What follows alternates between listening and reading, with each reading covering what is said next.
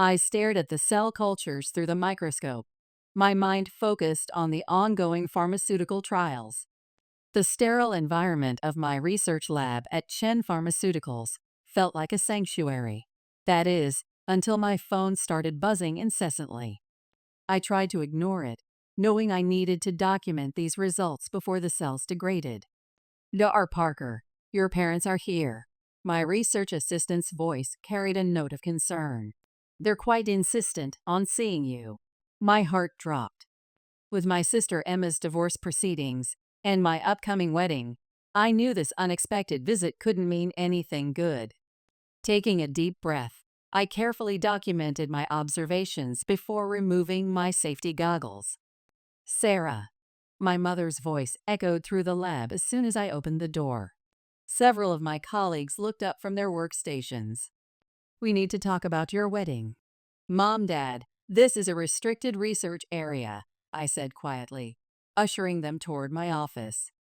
What's so urgent it couldn't wait until after work? My father's face was tense as we entered my small office space. The walls were lined with my research publications and academic achievements, accolades my parents had never quite understood or valued. It's about Emma, my mother began, her voice trembling. James filed for divorce last week. He's accusing her of having an inappropriate relationship with his friend. And what does that have to do with my wedding? I kept my voice steady, though I could already sense where this conversation was heading. We need you to postpone it, my father stated bluntly. Just for a year. The timing. It would be too hard on your sister. I felt a familiar tightness in my chest, the same sensation I'd experienced throughout childhood whenever Emma's needs superseded mine. Postpone my wedding because Emma cheated on her husband? Don't say that. My mother's voice rose sharply. It was just some harmless messages. Everyone does it these days. James is overreacting. I've seen the texts, Mom. She was planning to meet him. Multiple times. The words came out harsher than I intended, but years of being the rational, overlooked daughter had taught me to rely on facts. The evidence is clear, and I'm not postponing my wedding. You don't understand what this is doing to her, my father interjected. She's devastated. Seeing you get married right now. It would destroy her. And what about me?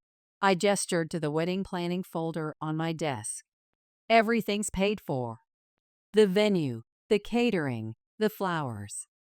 We have guests flying in from across the country. Michael and I have been planning this for months. Money isn't everything, Sarah, my mother said, though her eyes darted to the designer bag she carried. A gift from Emma, no doubt. That's ironic, coming from you. The words slipped out before I could stop them. The answer is no. The wedding is happening as planned. My parents exchanged looks, the same ones they'd shared throughout my childhood, whenever I refused to give in to Emma's demands. My father's face hardened. Then we won't be attending. The declaration hung in the air, heavy and final. I should have felt hurt, but instead, I felt an odd sense of relief. That's your choice. Now, if you'll excuse me, I have cells waiting. As they left, I could hear my mother's muffled sobs. I turned back to my microscope, my hands steady despite the emotional confrontation. In that moment, I realized that just like my carefully controlled experiments, some reactions in life were predictable, including my family's constant prioritization of Emma's feelings over mine. Later that evening, they actually showed up at your lab? Michael's voice carried both concern and disbelief as we sat in our apartment's living room. That's crossing a line, Sarah. I nodded, curled up on our couch with a cup of tea. They've always been like this with Emma. Remember when they missed my PhD defense because she had a minor fender bender? Michael squeezed my hand. You know my parents are thrilled to have you as part of our family. Mom's already planning to walk you down the aisle if you want. I smiled, grateful for the contrast between my birth family and my soon-to-be in-laws. The Chens had always valued my academic achievements and career goals, treating me with a respect I'd rarely experienced at home. I just wish. I paused, organizing my thoughts like I would my research data. I wish they could see that enabling Emma isn't helping anyone. Not her, not James, not themselves. And not you, Michael added softly. I nodded, feeling the weight of years of being the responsible, self-sufficient daughter. The wedding is happening in 7 days. With or without them. At the apartment. We made it clear to my parents that their absence wouldn't affect our plans, but their response caught me off guard. Their threats escalated quickly. You're making a huge mistake. My mother's voice cracked over the phone. Emma needs family support right now. I held the phone away from my ear, putting it on speaker so Michael could hear. We were sitting in our modest apartment, surrounded by wedding planning materials. I am family, I replied evenly. But I'm not the one who cheated on my spouse. Don't you dare judge your sister. My father's voice joined in. You've always been jealous of her success. Michael reached for my hand as I let out a bitter laugh. Success? You mean her MBA that you paid for while I worked through my PhD on scholarships? We did the best we could, my mother interjected. And now you're throwing it in our faces. No, I'm getting married. That's all. I kept my voice clinical, like when presenting research findings. You're invited as regular guests. Nothing more, nothing less. Regular guests? My father's indignation crackled through the speaker. We're your parents. Parents who've never attended a single one of my academic ceremonies, I reminded them. Parents who forgot my graduation but threw Emma a lavish party for getting a promotion. The silence that followed was deafening. Finally, my mother spoke, her voice cold. If that's how you feel, maybe we shouldn't come at all. That's your choice, I replied, surprised by how steady my voice remained. The wedding is happening either way. 1 week later, wedding day. The ceremony was everything we'd planned: intimate, elegant, and focused on our shared love of science. Michael's parents, both respected figures in the pharmaceutical industry, beamed with pride. The small gathering of trusted friends and select family members created exactly the atmosphere we wanted. My phone remained silent throughout the day. No messages from my parents or Emma. A few of my cousins who'd attended whispered about their absence, but I found myself feeling oddly peaceful. You okay? Michael asked as we swayed to our first dance. I looked up at my husband, thinking about how we'd met at that biochemistry conference 3 years ago. Actually, I am. For the first time in a long time. The celebration continued into the evening, with Dr. Chen, my father-in-law, giving a heartfelt speech about the value of intellectual curiosity and genuine love. Helen, my mother-in-law, had tears in her eyes as she welcomed me officially into their family.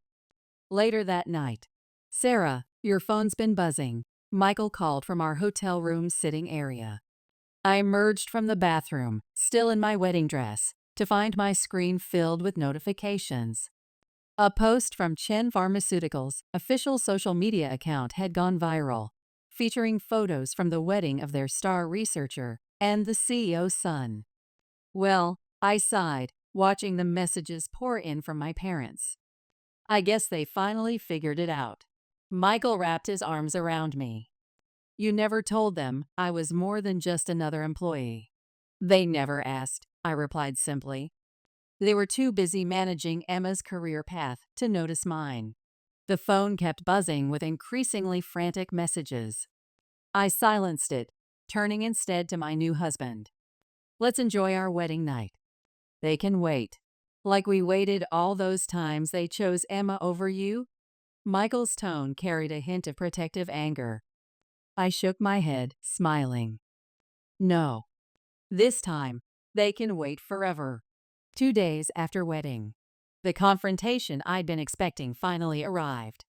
My parents showed up unannounced at our apartment. their faces a mix of hurt and indignation.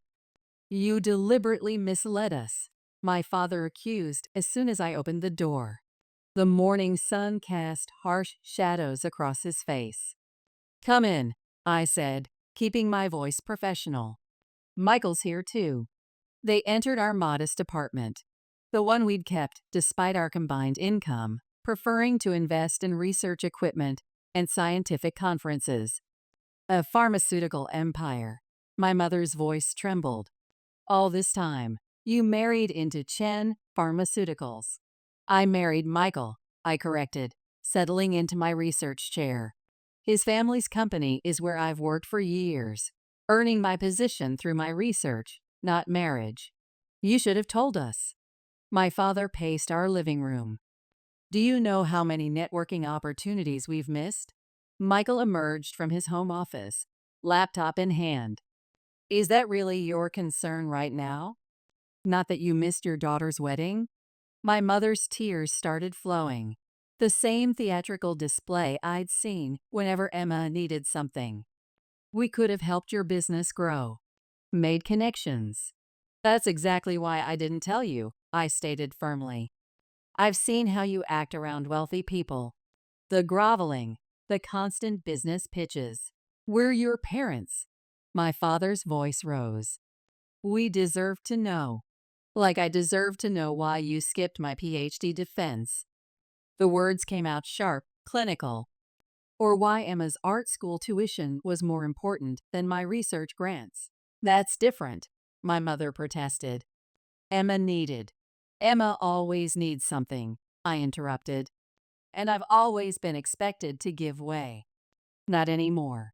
Michael stood beside me, his presence steady. "I think it's time for you to leave. You're ashamed of us," my mother accused through tears. "You've always thought you were better than family." "No," I corrected her, my voice steady. "I'm ashamed of how you act around wealthy people." "There's a difference." They left shortly after, my mother still crying, my father muttering about betrayal. As the door closed, Michael pulled me into a hug. "They'll try again," he warned. I nodded against his shoulder.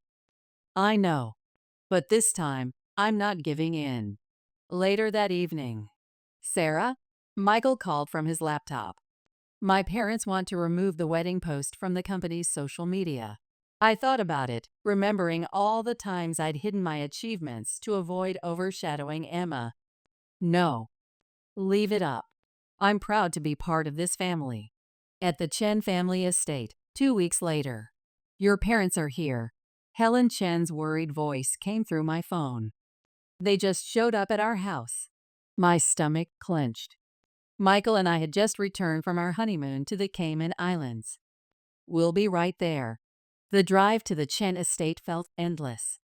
In the passenger seat, I scrolled through research papers on my tablet, trying to distract myself. "They found the house," I muttered. "Someone must have told them." Michael's hands tightened on the steering wheel. "Probably that cousin of yours, the one who kept asking about the company." At the Chen estate, the scene in the Chen's elegant living room was exactly as I'd feared. My parents sat on the pristine white sofa, my mother's excessive friendliness filling the air, while my father attempted business small talk with David Chen. "Sarah." My mother's voice carried that false brightness I'd heard her use around wealthy acquaintances. "We were just telling your in-laws about our hardware business." "You need to leave," I stated flatly. "This isn't appropriate." "We're family now," my father protested, his eyes darting to the obvious signs of wealth around him. "We should be able to visit." David Chen cleared his throat. "While we appreciate family connections, showing up unannounced is not how we conduct ourselves." "Sarah has always been ashamed of us." My mother's tears appeared right on cue. "Even hiding your family's success from us." "No," Helen Chen interrupted firmly. "Sarah has been protecting her professional reputation, something we greatly respect." The support from my in-laws hit like a wave of validation. Years of being the difficult daughter, the one who didn't play along with family dynamics, suddenly felt justified. If Sarah needs space, David added, we support that decision completely. My parents' faces shifted. Shock, anger, calculation, all mixing together. They left shortly after, their departure marked by my mother's theatrical sniffles. Thank you, I told my in-laws afterward, for understanding.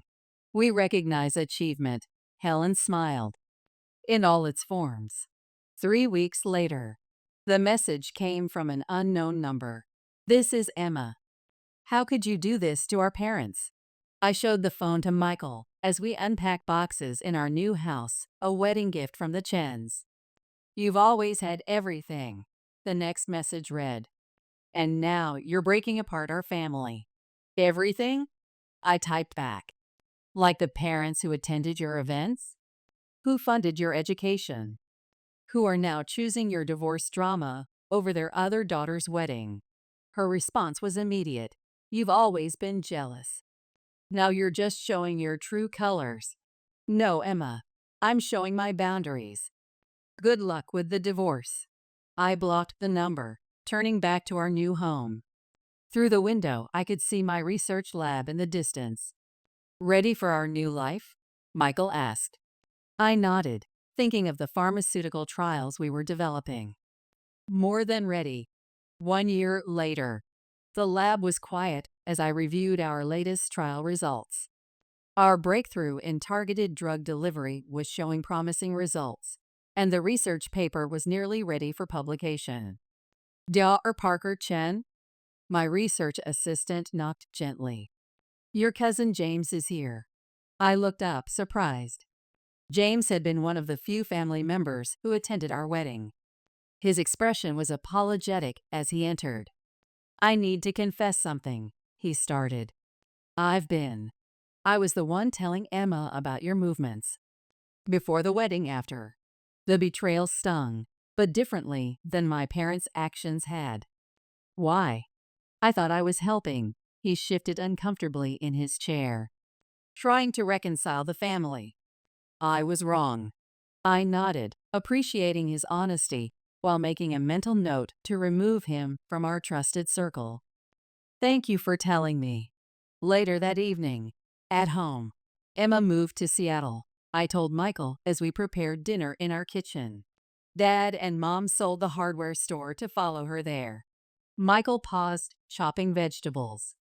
How do you feel about that? I thought about my latest research breakthrough, the supportive messages from the Chens, and our plans to start our own family.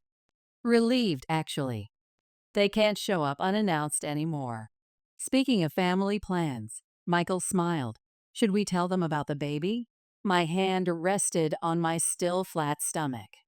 We just confirmed the pregnancy yesterday. No. They lost that privilege when they chose to miss our wedding. Through our kitchen window, I could see the lights of the research facility where we'd met, where we'd built our careers, where we'd fallen in love. You know my parents will be thrilled, Michael said softly.